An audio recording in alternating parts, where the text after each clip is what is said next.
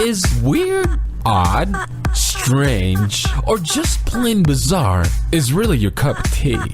Then the Golden State Media Concepts Weird News Podcast will give you that fix. Can't believe it? Well, listen for yourself as we deliver the strangest news you definitely won't find on CNN or Fox. It's the Golden State Media Concepts Weird News Podcast.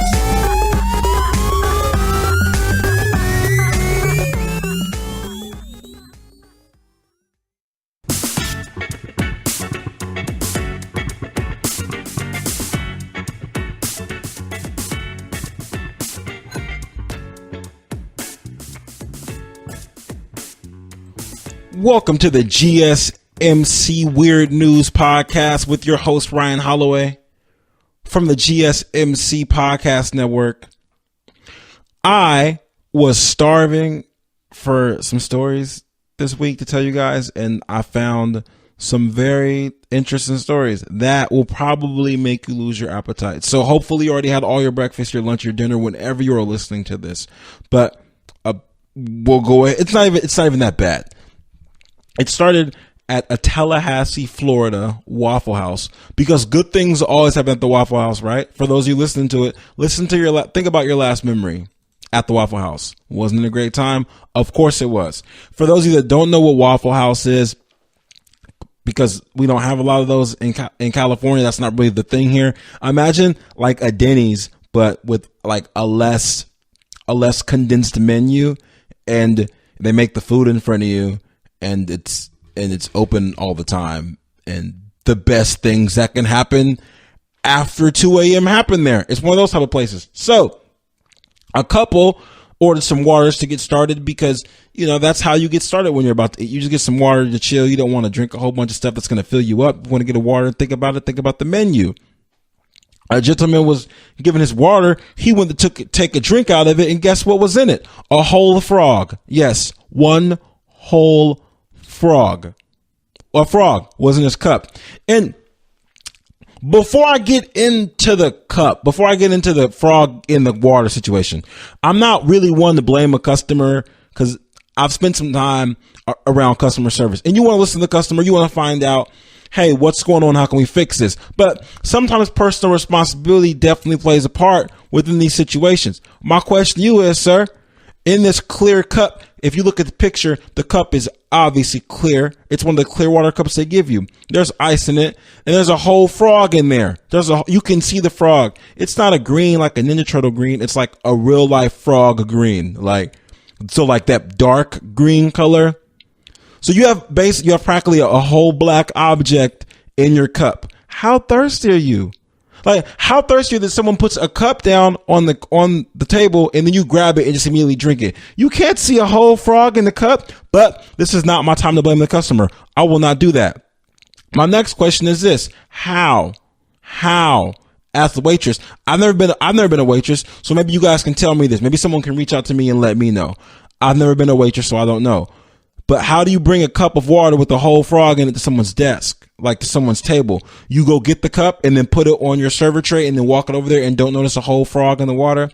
Now, to defend everyone, the frog was not alive. The frog was dead. So it's not like he was in there swimming, having a good time, doing the backstroke, doing froggy things, leaping all over the place. He wasn't doing any of that. The frog was deceased. He was dearly departed. Bless up for the moment of silence for the frog. I don't really know how a frog drowns in water, but we will get to that a little bit later. So I just want to know, how do you bring the whole frog over to the table? Maybe it was that busy to the point where, you grab the water, it has the frog in it, and then you just take it over to the desk and you say, hey, you guys, here's your frog water. I'm out. I'm bouncing now. And then the guy takes a drink of it, and he's there with his wife, and his wife's sitting across a table from him. So did she see the frog? And they were really nice about it, right? So I guess people in Tallahassee, Florida, are pretty nice, because when asked about it, they said, well, it's not something you expect, when it will definitely make you lose your appetite. That is the most forgiving attitude that I have ever heard in my life to a situation like that. Do you know if that happened in California, they would call the Coast Guard? Oh, if that happened in California, the president would have to come here, and there'd be a press conference. We'd have to have an election. Like Waffle House would have to relocate. It would be bad. It'd be bad. You wouldn't, it would be a problem. You guys thought you guys thought you've seen protests? No, don't ever let a frog end up in some water in California, because we're gonna have protests for the frog, for animal rights. It's gonna be protests for water rights, everything. Protests for waitress rights, everything. So people in Tallahassee, they're pretty cool about it. Waffle House said, "We are concerned about this claim and are currently investigating the circumstances. Our corporate team is working with the local operators to determine the facts. Based on what our district manager saw at the time and after reviewing the video, there are still some issues we are looking into. Serving quality food and delivering a quality experience are responsibilities we take seriously and will continue to review this matter," says the company. So, based on the way that's read, and they say after reviewing the video, based on the way that's read, it sounded like somebody might have put a frog in the cup. Because like, if you go get water from somewhere, right, you either have a frog problem or a water problem. Like, let's say somebody didn't put this frog in the water. Similar like Wendy's, when somebody found a finger in their chili and turns out there wasn't a finger. The chili wasn't from Wendy's. Turns out somebody had a finger and they put it in the Chili's chili and was like, yo, they put it in the Wendy's chili and was like, yo, this is what we're going to do. We're going to say you found a finger in your chili. We're going to sue Wendy's for $1 trillion. And they did some research and found that nobody had ever lost a finger in Wendy's. And they did some interrogations and it turns out someone just had a finger and they was running a scam. That's really intuitive, by the way. That shows great initiative to say, hey, I lost a finger, but I'm going to put this to work. So, I mean, don't give up on your dreams. Anyway, based on the way the video is read, based on the way this is read, it says by them reviewing the video, they still have questions, which means that somebody might have put a frog in the water. But let's for a second, let's assume nobody put a frog in the water. Let's assume the frog accidentally ended up in the water. You either have a frog problem or a water problem. And what I mean by this is this.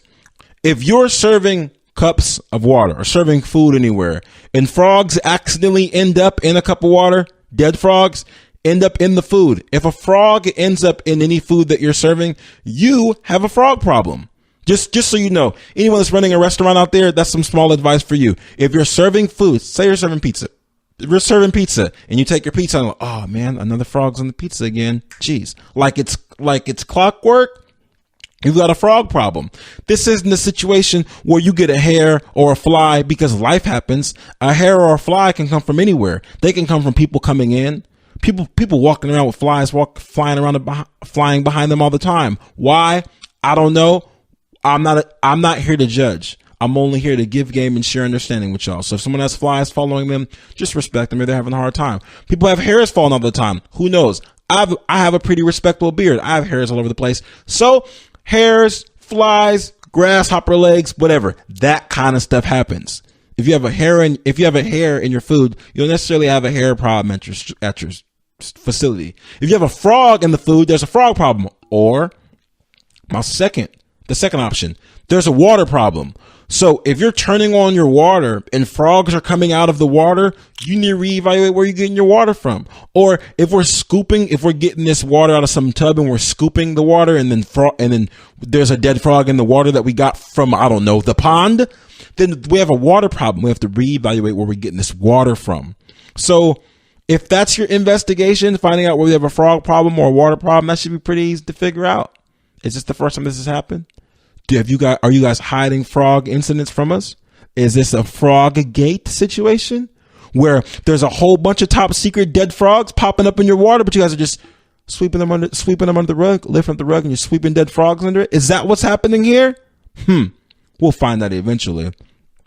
If it's not a frog problem and if it's not a water problem, and we're talking about a situation where someone put a frog in the water, why would you do that? Like, so I'm aware of the statistics that it makes more sense for it to be a situation where someone put a frog in it versus a frog just being in the restaurant. I get how that makes, based on probability, it's more probable that someone put a frog in the water versus a frog coming out of a faucet. I get that. But to me, it makes less sense for a grown up to put a frog in water than a frog to just hop into the restaurant.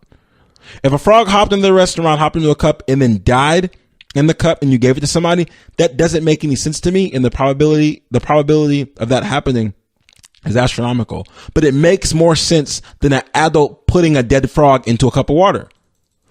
What do you have to gain from that? Now, was this a prank? Was somebody working in the back? Was John working in the back?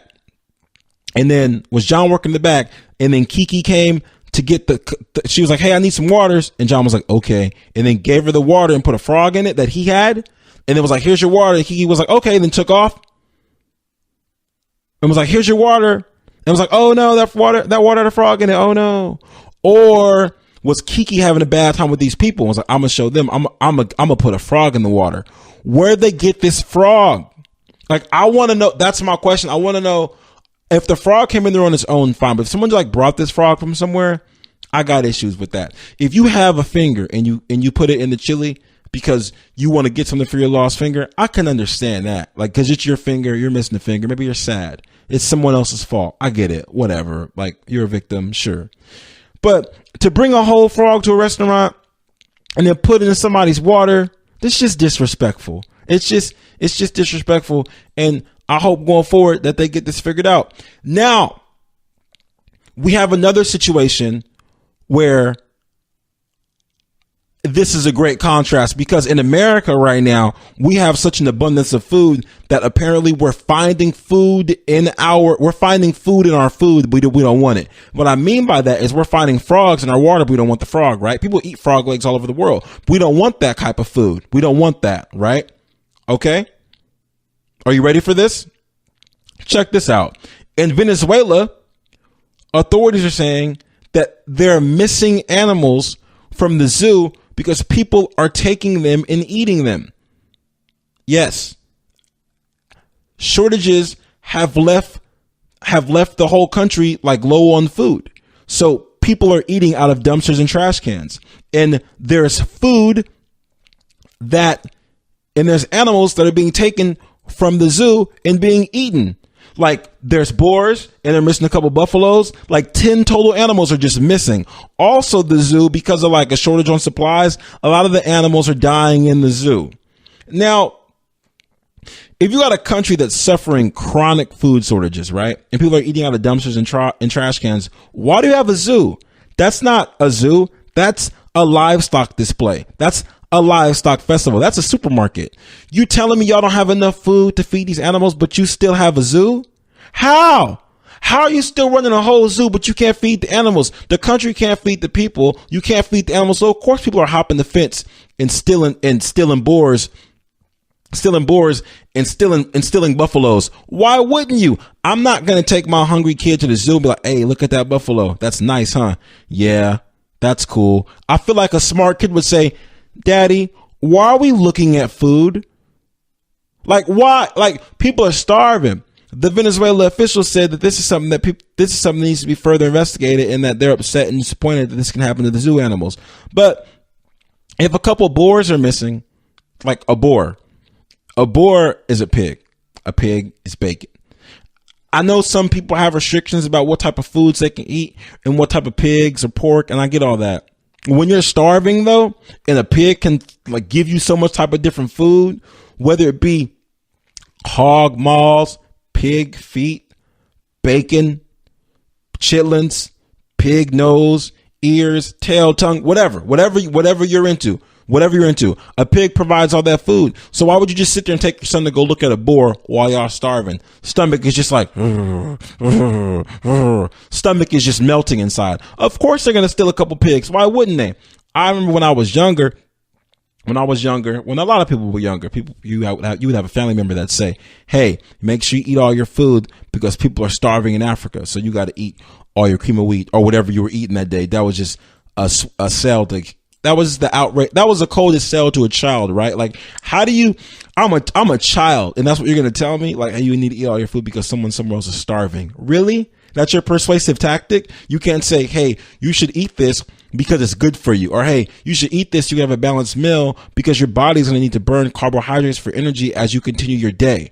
Or you should eat this because with protein, you're going to build more muscle and make you feel better. And when you become a grown up, you'll enjoy the amount of protein that you took in as a child because it's going to help your natural growth hormone. Nothing like that. You're going to tell me, hey, you should eat all your food because people in Africa are starving. Really, dude? Really? I just had the coldest flashback right now. Anyway, the newest thing is, hey, make sure you eat all your bacon because people in Venezuela have to steal boars from zoos. If we don't have champagne problems in America, I don't know what's a champagne problem. I don't know what it is. I watched a documentary the other day. I'm not going to say what it was, but they basically told us that pigs are killing people. Like basically the pig carcasses that the farmers leave out and the bacon that they make and all the oils and the pigs are killing people. And I get it. We all have our own health concerns. I understand that. I find it ironic and I am grateful that our country has such an abundance amount of food that we're able to turn down food. So the frog in the water is funny here, right? But if they found the frog in the water in Venezuela, it sounds like that would be a delicacy. From what I'm reading on here, from what I found out, they're doing really, really bad. I mean, not like all of Venezuela. I don't want to be disrespectful. Maracaibo, Venezuela. If they found a frog in their water, they'd be juiced. But we're out here willy-nilly picking. I don't want a frog in my water. I don't like bacon. I can't eat this. I'm gluten-free. They're stealing animals from the zoo and eating them. Right now, as we speak, somebody's hopping over a fence, stealing a whole giraffe, and just turning that whole giraffe neck into a barbecued rib. Think about it. I don't really know if you can cook a barbecued. You know what? I don't like that visual. I'm sorry I did that to you guys. I'm going to take a quick break, and then when I get back, I'm going to tell you about somebody that broke out of jail and escaped to prove that they were a good person. No, I can't make that up. I cannot make that up. I can't. I'll be right back. Check out the show built around the women of MMA. From the UFC to the extreme cage fighting, we got the fights covered. Listen. It's the Golden State Media Concepts Women's MMA Podcast. The latest news of upcoming fights, discussions of previous matches. Join us as we talk to and about the biggest names in women's mixed martial arts, past, present, and future. When it's the women's fight game, you know where to listen to. The Golden State Media Concepts Women's MMA Podcast.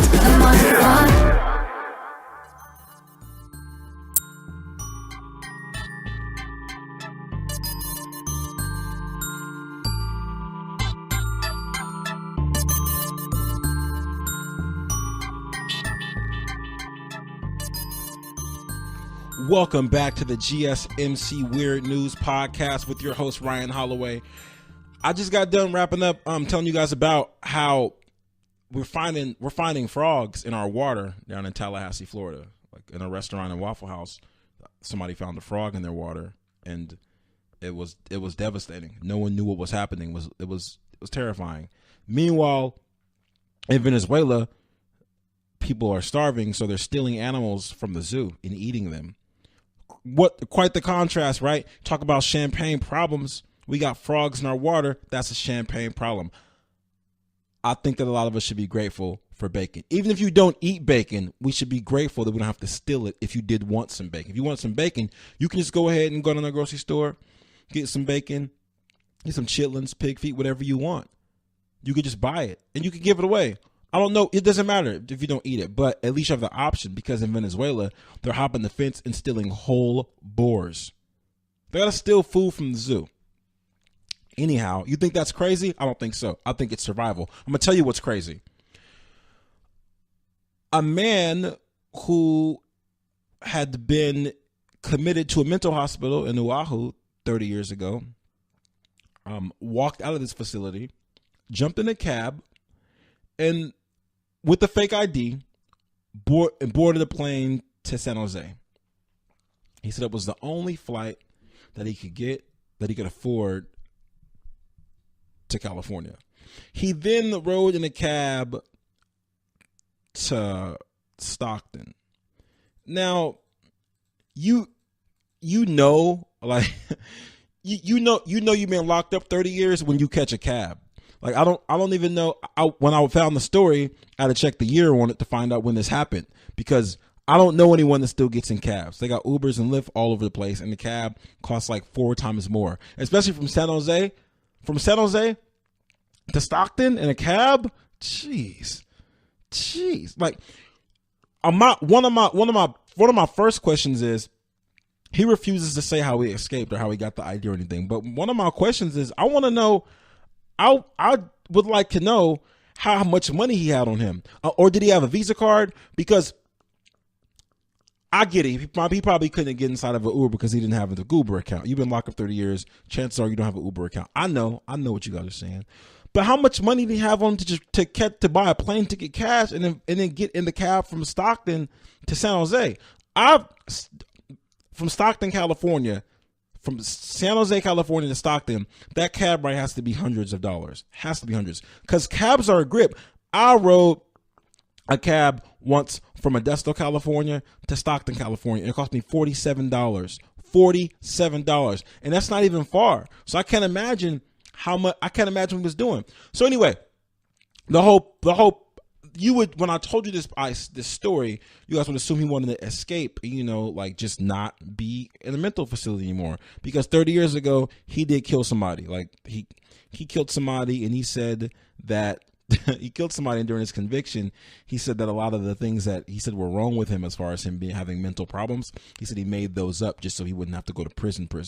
So he's in the mental facility in Oahu. During the extradition process to take him back to Hawaii, he said he does not want to go back to Hawaii, and he said he escaped because he wanted to prove that he wasn't a bad guy. So he escaped from a mental facility because he wanted to prove that he wasn't a bad guy. He's got a fake ID, and he has a whole bunch. He got a whole bunch of credit cards. I don't know if he has credit cards or cash or what. I don't know any of that. I just know they said he had the fake ID. Somehow he got on the plane and he left. He flew from Oahu all the way to California, and then caught a cab from San Jose to Stockton. He wanted to prove that he's not a bad person. Now, I'm not worried about him escaping. I don't know what he did. I don't know how long he'd want to be in that facility. I don't know. I'm not judging how he got the money or anything like that at all. My question is this, or here's my immediate judgment.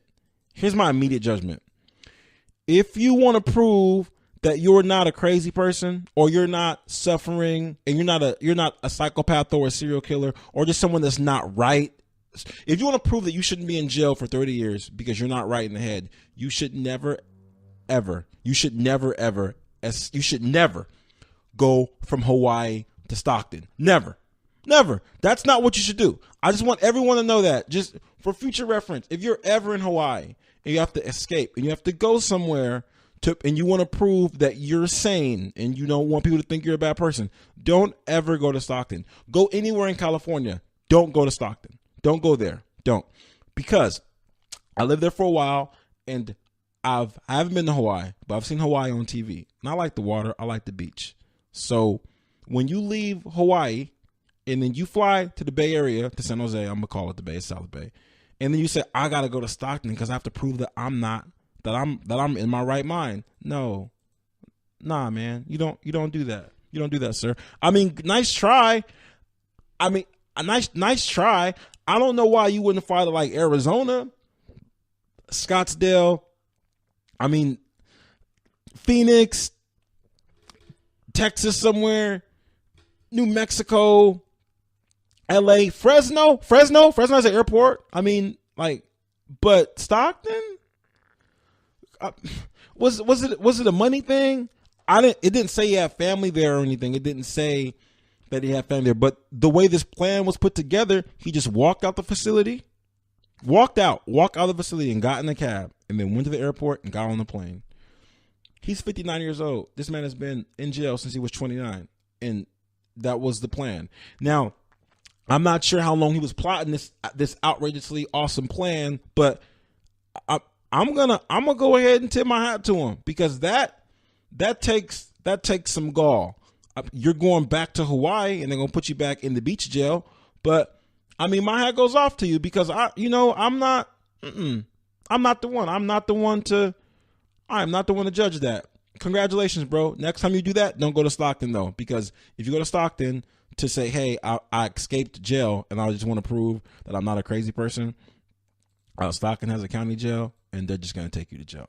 So it's probably not the best place to go. It's probably not. Next time, just go to the city, go to San Francisco, and then everyone's welcoming and you'll be fine.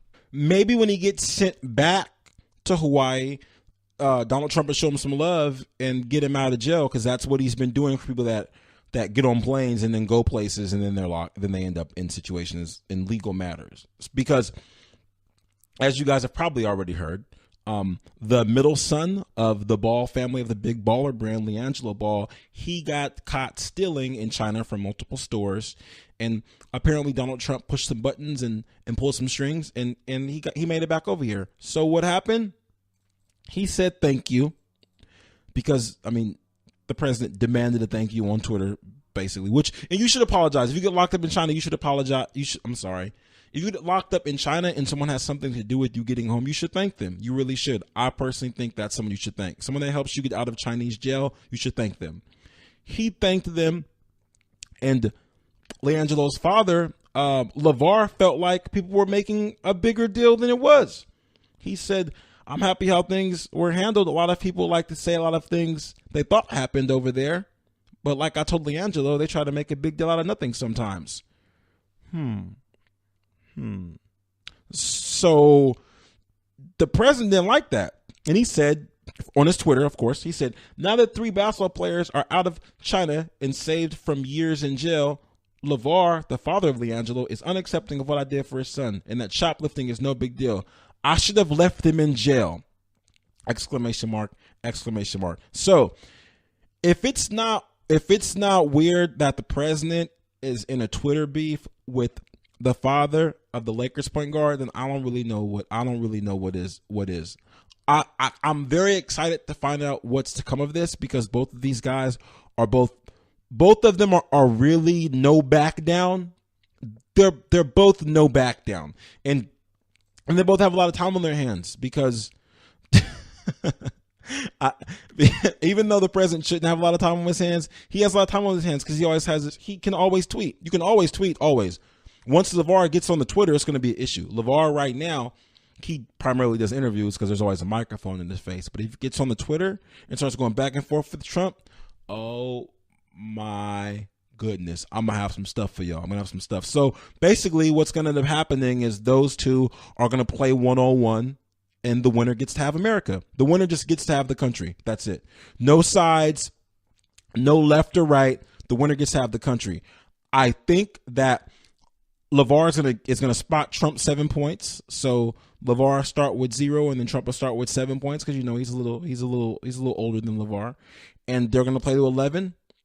Ones and twos win by 2, and then all ones win by 2. All ones, none of those threes, because y'all gonna play hard. You guys are gonna play hard. I need to give you guys a warning right now. This is serious. This is a really, really big deal. This is not really big deal. This is a big deal. On the news the other day, I don't know if you guys have seen this, but they have the robot revolution is coming. It's on the way. The robot revolution is coming. I don't know if you guys have seen the robots that can pick things up and walk around with them and stuff.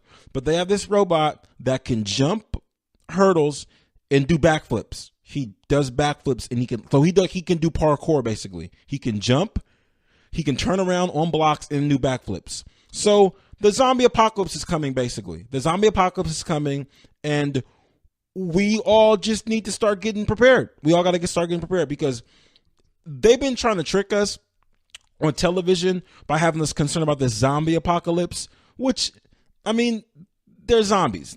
They can bite you. Don't let them bite you. Escape them. That's it. They're not going to get smarter. If not, they get more and more. What's the word? They deteriorate more and more, and they go away, and they're zombies. They're dumb. That's it. I'll say it. I don't. If there's a zombie listening, I'm sorry. I don't mean to disrespect your people, but you guys are dumb. You're zombies. That's it. You're dumb. So they got us worried about that, but that's not even a big deal because all you got to do if humans band together, then the zombie apocalypse is avoidable if we're not beefing. But this robot apocalypse, if robots are doing backflips, and we can't do backflips, I'm just going to let you guys know that we may be looking at a crisis. That's terrifying when a robot can do something that you can't do. I'm not talking about a car. I don't mean mechanic gadgetry. I mean a robot doing a backflip and landing it. Terminator 16 coming soon. So watch yourselves because robots can band together and teach each other how to do backflips and get smarter and smarter and smarter and take over the world. Zombies can't do that. So stop being so concerned about the zombie apocalypse and be more proactive and drive your own car. Stop getting in the car and going to sleep just because it can drive for you. Don't do that. Don't do that because soon they're not going to need us anymore. This has been Ryan Holloway, and this has been the GMC Weird News Podcast on the GMC Podcast Network. Thank you for listening. Live long and prosper.